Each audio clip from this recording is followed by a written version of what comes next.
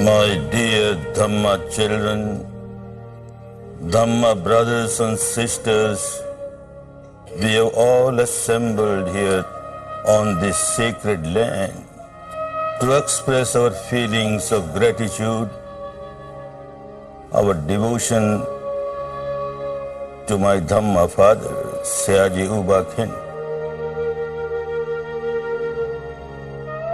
I was so close to him, so I knew, I understood what a great Dhamma inspiration he had, that now the time has ripened, the clock of Vipassana struck, the Dhamma has to spread around the world. It will spread around the world.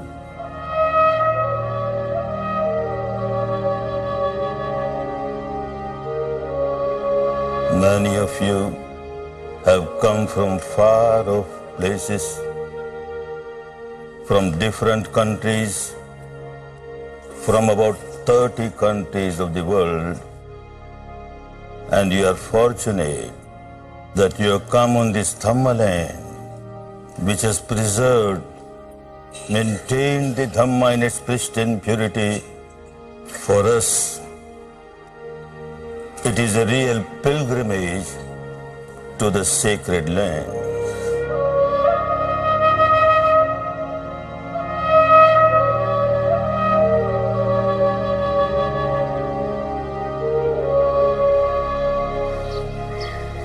In January 2000, hundreds of Vipassana meditators from all over the world joined their teacher S.N. Goenka and his family on a journey to the Dhamma land of Myanmar. On this special occasion, marking the 100th anniversary of the birth of his teacher, Sayaji Uba Khin, Goenkaji wanted to show the people of Myanmar the great impact Sayaji's teaching has had in other countries. He also wanted Vipassana students to come and discover a land that has kept the torch of Dhamma bright through the millennia. The centenary celebrations started with a Vipassana seminar at Dhammajyoti, the center built by Goenkaji's students in central Yangon. First of all, we express our feelings of deep gratitude, deep devotion towards Gautama, the Samma Sambuddha. He had the liberation in his hand. It was there, and yet he sacrificed it. I am not interested in my own liberation alone. I want to become a Samma Sambuddha so that I can serve countless beings and help them to come out of their misery, get liberated. All the pains that it took to reach that stage, everyone feels that he actually worked for me. If he had not worked so much, how could I have got Dhamma? How could I have got the path of liberation? A few hundred years after the Buddha had passed away, his teaching disappeared from India, where he had lived and taught. But the Ganges of Dhamma kept on flowing in the neighboring country of Myanmar.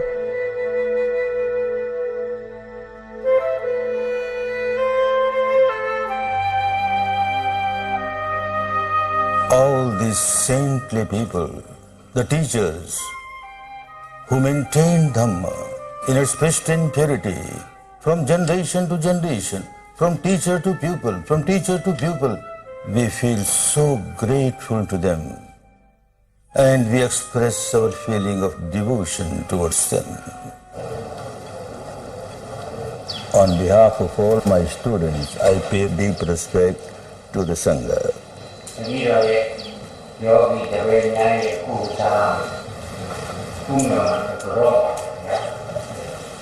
Their blessing is so valuable for me.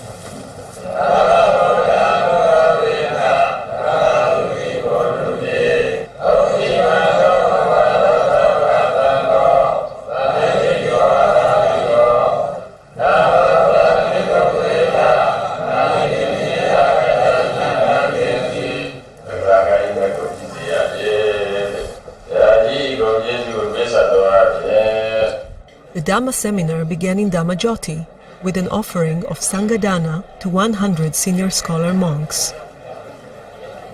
As is traditional in Myanmar, the monks were first offered a meal. After the lunch, each monk was respectfully offered a package containing Sangha requisites. This was a unique opportunity for meditators to earn merits, especially those who had come from overseas and have never had the chance to experience this custom.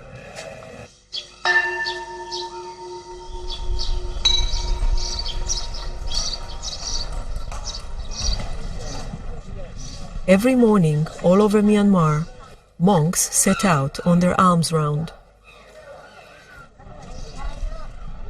They go out for the welfare of householders.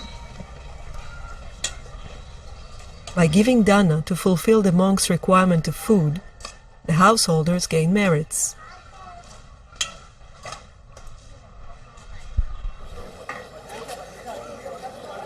In the Goenka family house in Yangon, the noble tradition of giving alms is maintained, as it is in any other house in Myanmar.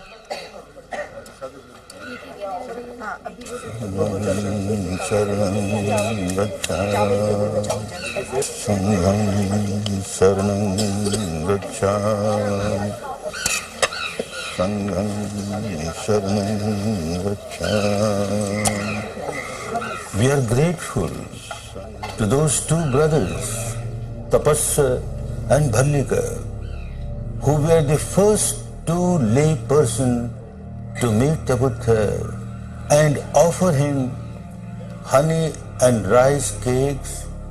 The rice of this land, honey of this land, was offered as the first food to the enlightened one. It was a great meritorious deed. Those merits go not only to these two brothers, those merits go to the entire country. And then these two brothers, they got the hair relics of the enlightened one. And those hair relics were brought to this country. The country became all the more sacred with those hair relics which are enshrined in this historical stupa Shwedagon.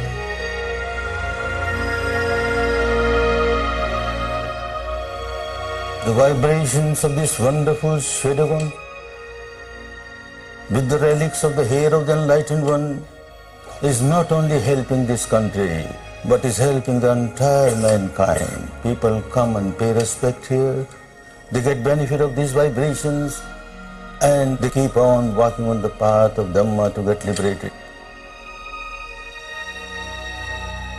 Of course, those people who go there, pay respects by offering flowers, etc., they get all the merits because of their devotion. But those who go and meditate there, limitless merits, limitless benefits they get by it. Now, hundreds of you who have come for the pilgrimage to this sacred land will be meditating on the platform of Shwedagon, and you will realize what a wonderful sacred place it is.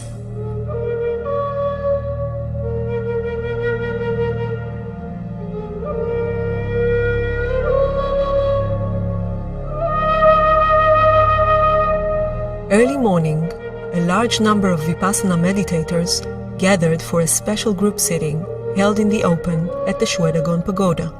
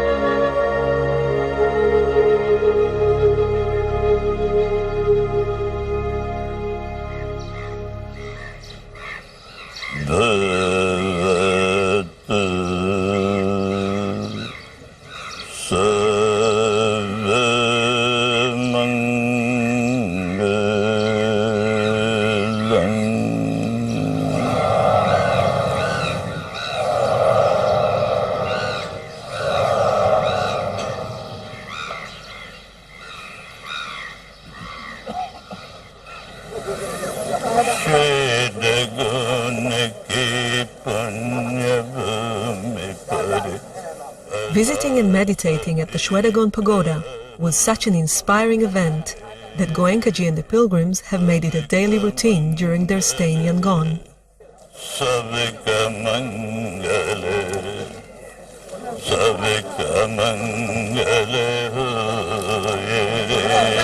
On each visit, Goenkaji circled the Shwedagon Pagoda giving metta, accompanied by his wife, sons, family members, and hundreds of his students.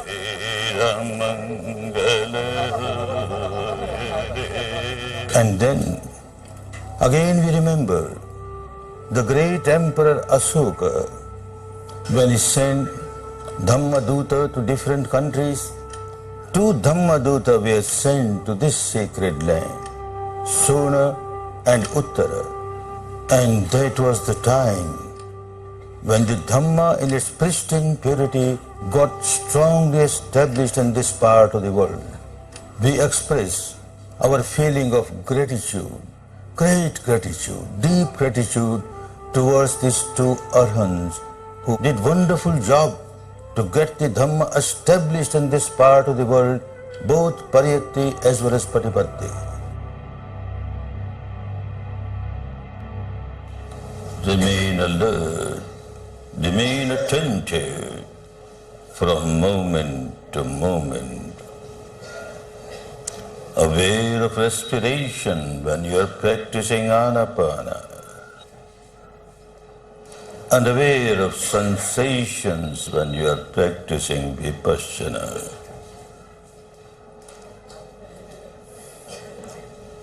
Sensation of this type or that type, every sensation has the same characteristic, the characteristic of arising, passing away, uday, vyay, uday, vyay. Keep on realizing this reality at the experiential level and keep on developing your wisdom, your equanimity.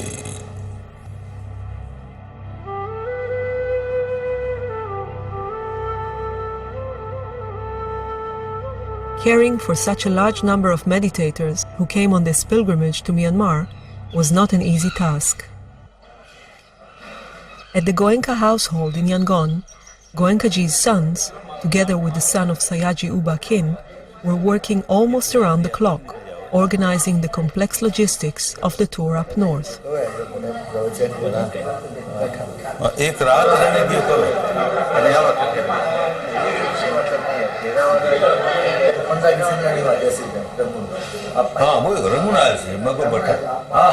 A major help came from the Venerable Bhikkhu Ashinya Nisara, who offered to host the pilgrims in his monastery in the Sagai Hills near Mandalay. From there, they would set out to visit the sacred places nearby. People, when they come from outside, they want to see things specially connected with Vipassana. So they would go to Lady Seattle place, and now as you say, it has developed so much, they'll be very happy.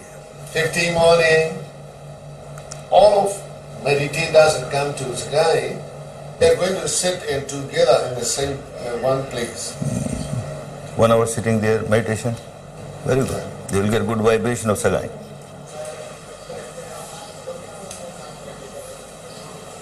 This time, do not miss to see the birthplace of the Lady Seattle. How far from where you are? Moyua to this village, 35 miles. 35 miles to birthplace, then you said 35 miles for his meditation place. Certainly, if it can be covered in one day, I go from Manly and cover those things and come back. Yeah. Manly because a center has come up there, Bhamo Seado's place, center has come. Yeah. So wherever a new center comes, it becomes my duty to stay there and generate vibration. Of course, the program is too hectic, I understand, but... Okay. Please welcome.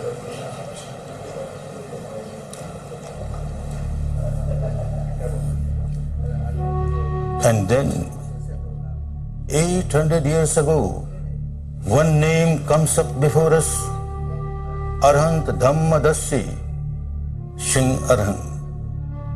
And being an Arhant, he could see that the northern part of the country, Dhamma is deteriorated. There is no pure Dhamma there. So he decided to go to that part of the country, establish Dhamma there, both Pariyatti and Patipatti. Then it is said he went further north and settled down in the Sagai hill.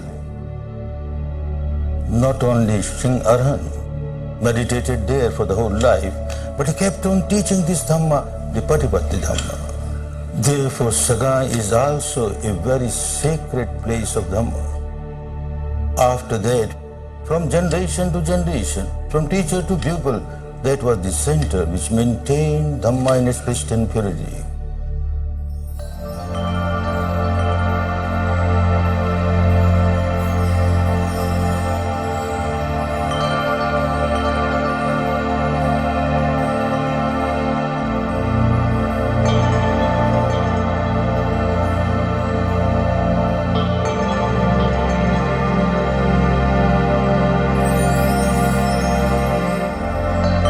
The centenary seminar in Yangon was concluded, and the Dhamma tour had set out on its way up north.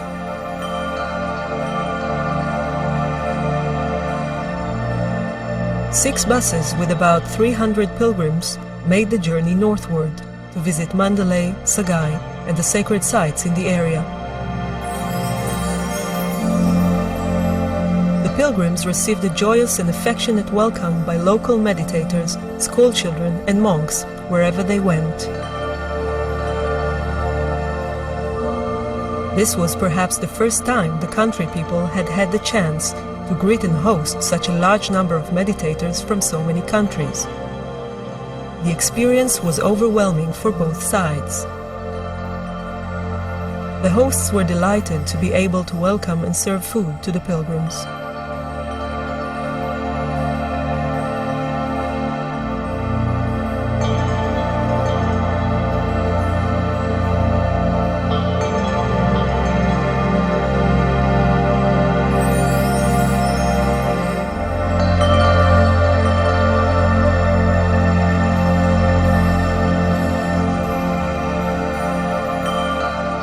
The tour had reached Mandalay, the old capital of the country, where Goenkaji paid a visit to the local Vipassana center.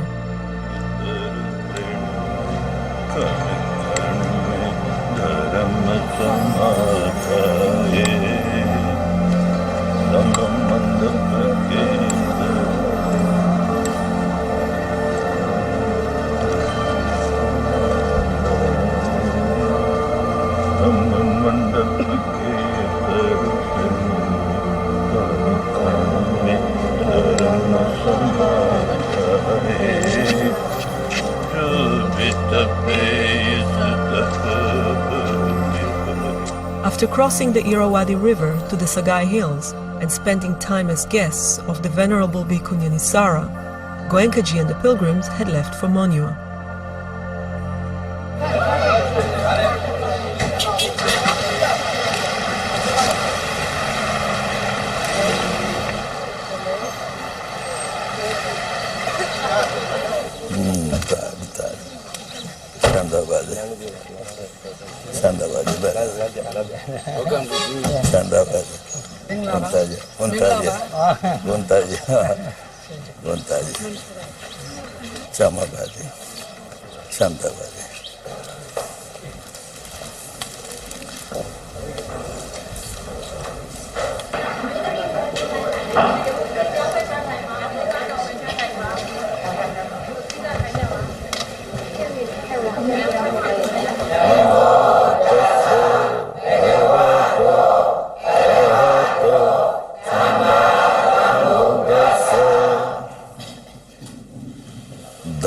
Brothers and sisters of this sacred city of Monua, this place became all the more sacred when about 170 years ago a wonderful personality took birth here. That was my great grand Dhamma father, Venerable Lady Sayadaw.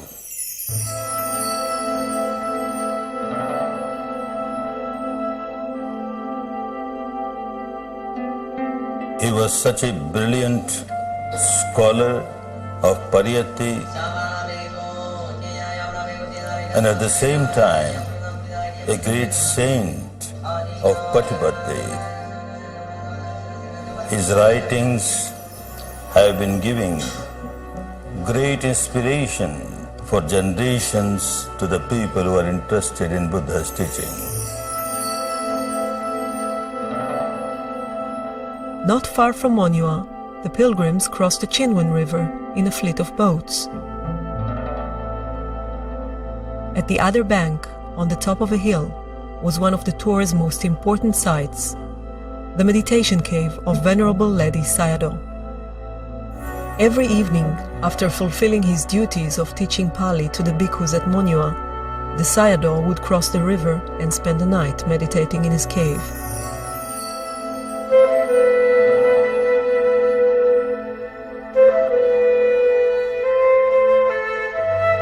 He was such a far-sighted person. He could see that when 2,500 years are over, after the Buddha, Dhamma will spread around the world.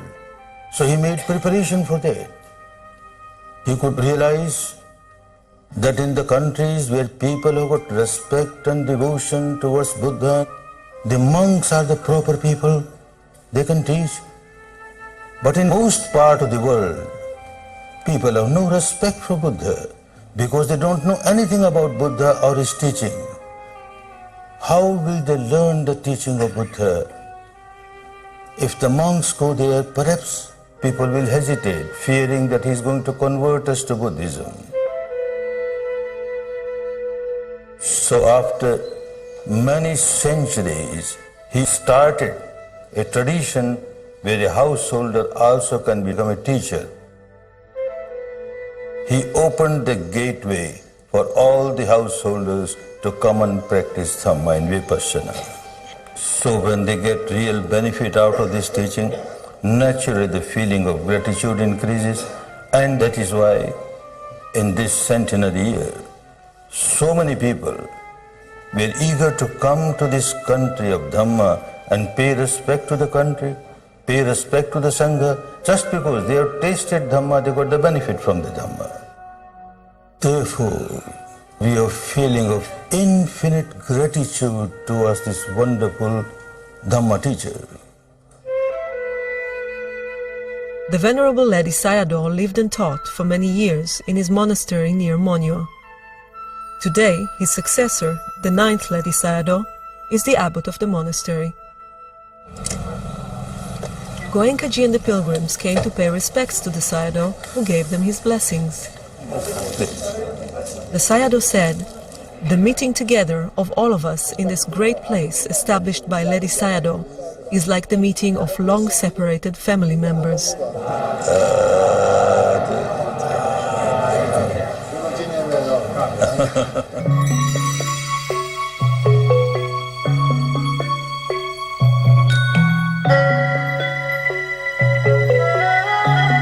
Covering hundreds of miles, Goenkaji and the pilgrims were trying to make best use of the limited time available. They stopped at famous pagodas, such as the stupa on the balancing rock at Chetyo, and places of meditation where past teachers of Vipassana practiced the technique of liberation. In each place, Goenkaji met and paid respect to the local Sangha. A wholesome life, good for you. Public talks were organized for large audiences throughout the pilgrimage. This behavior pattern deep inside at the root level of the mind, it generates addiction. Addiction not only towards alcohol or drug, etc., but addiction towards craving, towards aversion, towards ego, all kinds of impurities. One gets addicted and one keeps on multiplying them.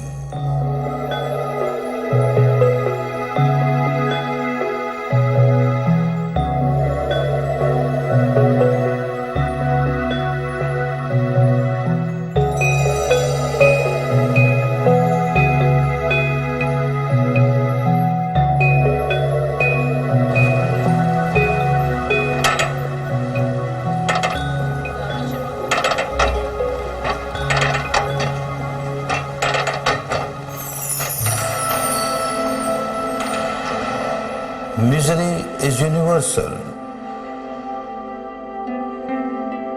everyone is feeling miserable. The householders have more misery. Every householder cannot be expected to live the life of householder and become a monk or a nun. This is what Venerable Lady Sayadaw also saw. And the decision that is made was wonderful decision.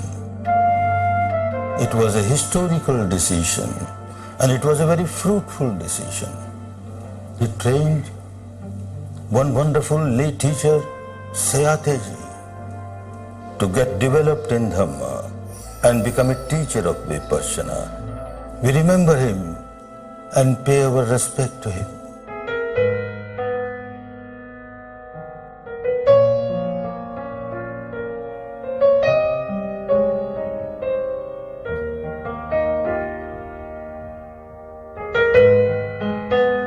Sayateji was a farmer living in a small village near Yangon.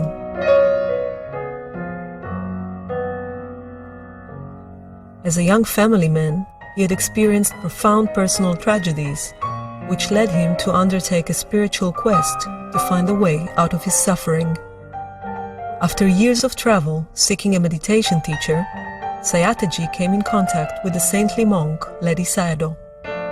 He spent several years as a disciple of his beloved teacher, who encouraged him to start teaching Vipassana. Sayateji returned to his village, Pyopweji, and started a meditation center behind the family farm.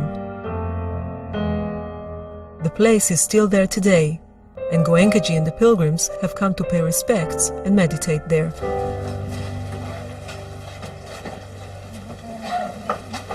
Lady Sayadaw's Dhamma vision is becoming true now. Dhamma is spreading. It would not have been possible if Sayateji was not a successful household teacher. My Dhamma father, Sayaji U Ba Khin, personally brought me here to pay respect to this very fertile land which produces Dhamma. My grand Dhamma father, Sayateji, was also a cultivator, but he turned into a Dhamma cultivator. He started sowing seeds of Dhamma. Sayaji U Ba Khin came here for 7 times to meditate.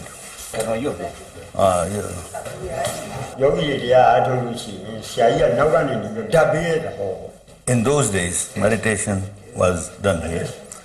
Sayaji U Ba Khin will also come here, other students will come here, and Sayateji will sit there. From there he will give metta, give strength to the meditators. Although in the attire of a family man, a lay person, inside he lived the life of a monk.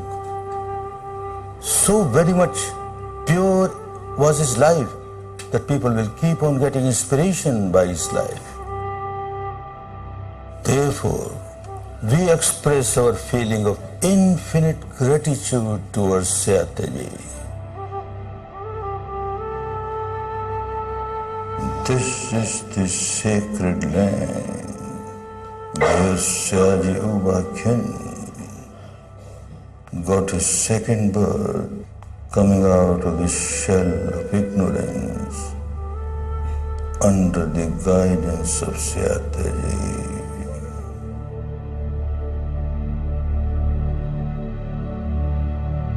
In 1937, U Ba Khin crossed the Yangon River on the way to Sayateji's village to take his first meditation course. From there onwards, there was no looking back. My Dhamma father, Sayaji U Ba Khin, used to say that the time clock of Vipassana has struck. Now it must go to its country of origin, India, and from there it will spread. No one can stop that progress.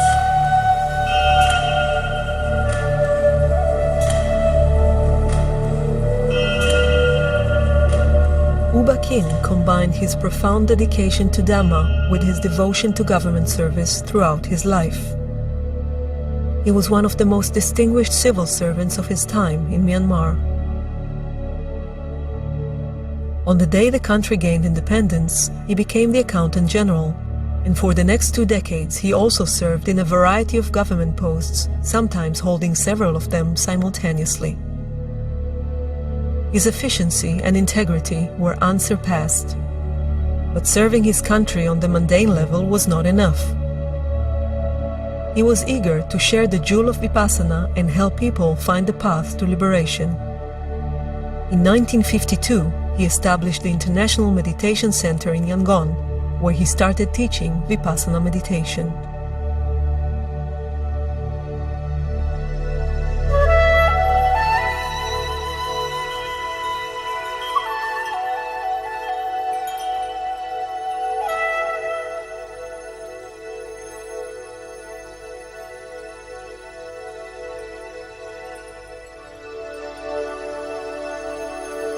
As a teacher, U Ba Khin insisted on strict discipline, but at the same time, he showed immeasurable love and compassion. He was able to explain Dhamma in a way that Buddhists and non-Buddhists alike could grasp and appreciate. His unique non-sectarian interpretation of Dhamma and his ability to teach in English drew people from different countries and religious backgrounds. Sayagyi U Ba Khin paved the way for Dhamma to start spreading all over the world, far beyond the borders of Myanmar. In 1955, S.N. Goenka, a successful businessman and the leader of the Indian community in Burma, took his first Vipassana course with Sayagyi U Ba Khin. It was a life-transforming experience. He continued to study for 14 years under the guidance of Sayagyi and became one of his foremost students.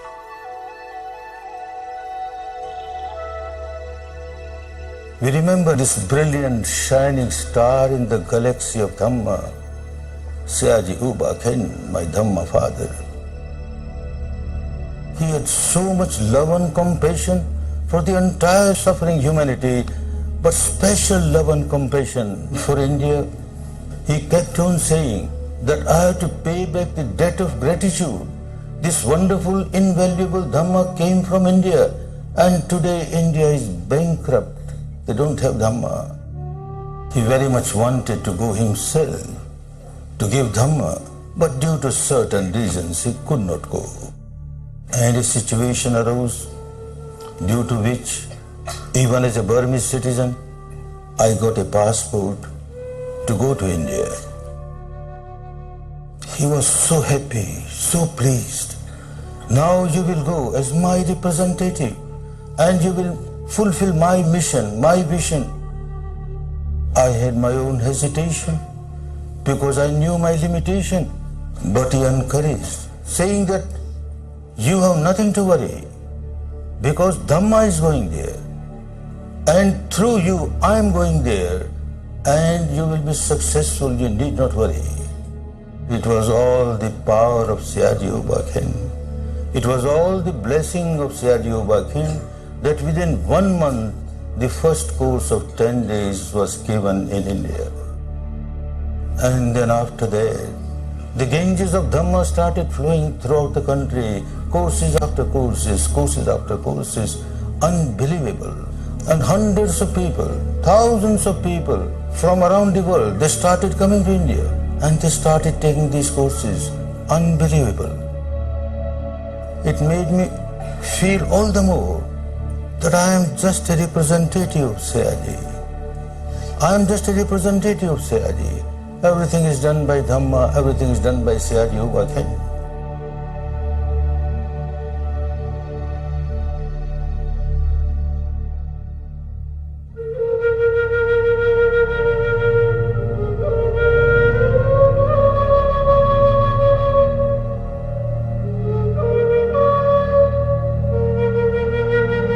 Therefore, on this day, when we are all assembled here to pay our homage to this great householder saint, Sayagyi U Ba Khin, our Dhamma father,